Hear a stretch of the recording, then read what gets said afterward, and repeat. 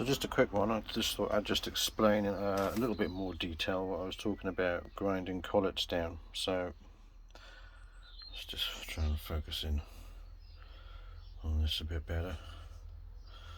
So that collet has been ground down.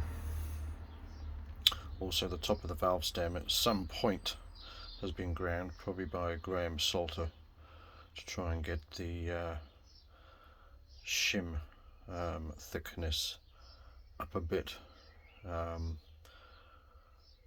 probably to get the shim thickness up a bit. Yeah, it's because he hasn't cut the valves to the correct height.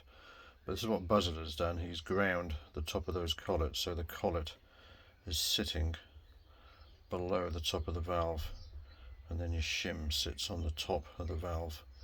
So this is to ensure that your shim is not acting on your collet, because if the shim acts on the collet, it's going to want to push it down and try and part the valve and the collet and the valve collet retainer, which could of course spell a disaster in many ways.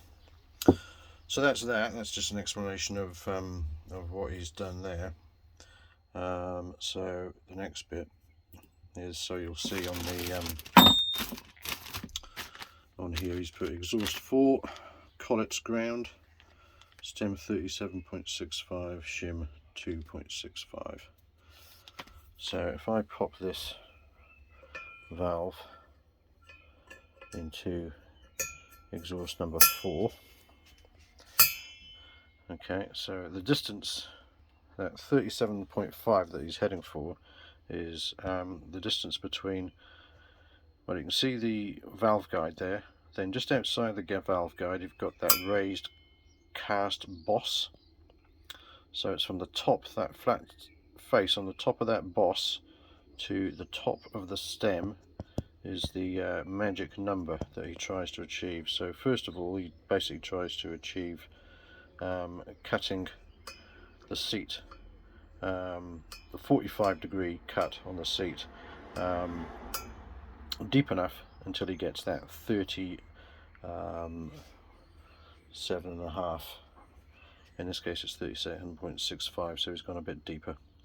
But he's obviously got his reasons for going a little bit deeper. It's probably to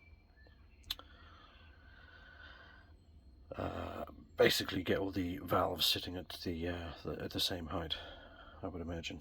So yeah, so that's just an explanation of that measurement.